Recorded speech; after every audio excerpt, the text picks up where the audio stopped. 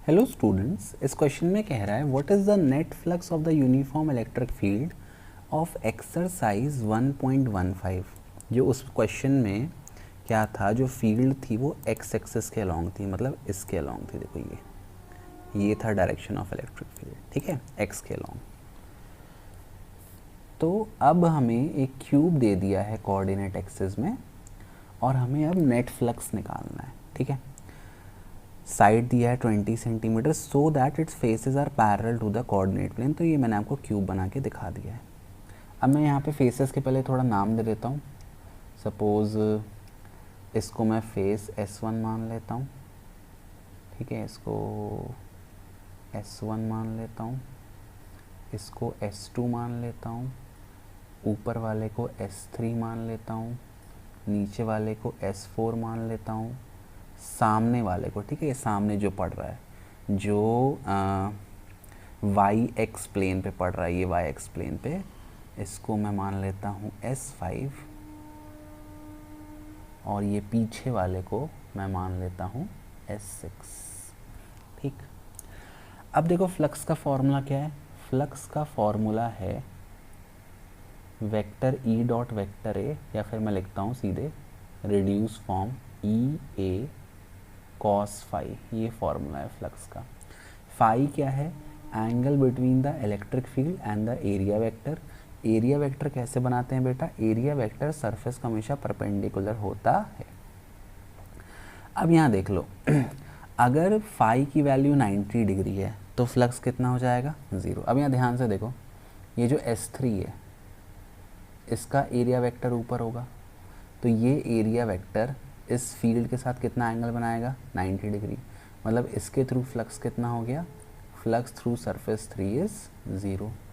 Similarly इसका area vector नीचे की तरफ होगा, तो ये भी कितना एंगल बनाएगा बेटा इलेक्ट्रिक फील्ड के साथ? 90 डिग्री।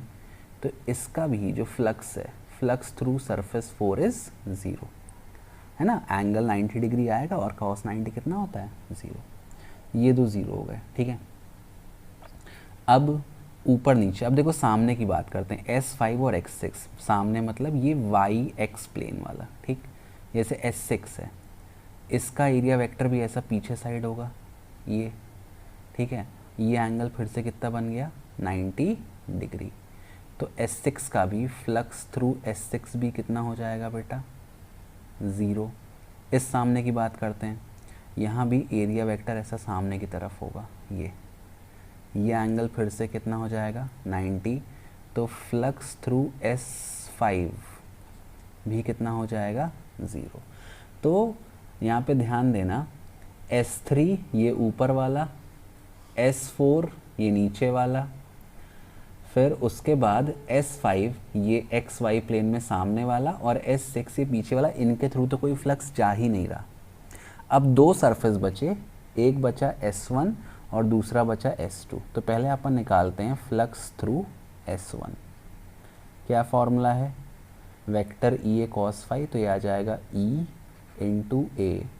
अब यहाँ पर इसका एरिया वेक्टर इस तरफ होगा, ये सामने की तरफ, तो कितना एंगल बन गया? 0 डिग्री। तो ये मैंने लिखा कॉस 0, तो कितना आंसर आया?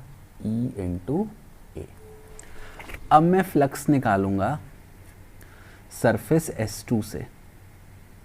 अब यहाँ ध्यान देना, फील्ड तो अंदर की तरफ जा रही है। फील्ड कहाँ जा रही है? ये इलेक्ट्रिक फील्ड है अंदर की तरफ, लेकिन जो एरिया वेक्टर है वो हमेशा कहाँ होता है? एरिया वेक्टर सरफेस से बाहर की तरफ होता है। तो कहने का मतलब यहाँ पर एरिया वेक्टर और इलेक्ट्रिक फील्ड ये दोनों कैसे हैं? They are anti parallel. और जब भी दो चीज़ें एंटी पैरेलल होती हैं तो उनके बीच का एंगल कितना बन जाता है बेटा? उनके बीच का एंगल बन जाता है 180 डिग्री। अब cos 180 कितना होता है? -1। तो इसके थ्रू फ्लक्स कितना आ गया? माइनस ये फ्लक्स थ्रू S2, ठीक है। अब नेट फ्लक्स कितना हो जाएगा? नेट फ्लक्स हो जाएगा flux through surface 1 plus flux through surface 2। मेरी राइटिंग ख़राब आ रही है, बुरा मत मानना, मेरे हाथ कांपते हैं, ठीक है। मेरे को डिसीज़ है कोई बचपन से, मतलब मैं ऐसा कहता आ रहा हूँ। ये राइटिंग ना सुधारने का एक तरीका है, बट अब क्या करें यार, नहीं सुधरती है। फ्लक्स थ्रू सरफेस 1 कितना हो गया? E into A plus into minus, flux through surface two भी कितना है, E into A, plus into minus क्या हो जाएगा, माइनस, आपका आंसर आ गया ई ए माइनस ई ए, तो आपका नेट आंसर क्या आ गया, 0।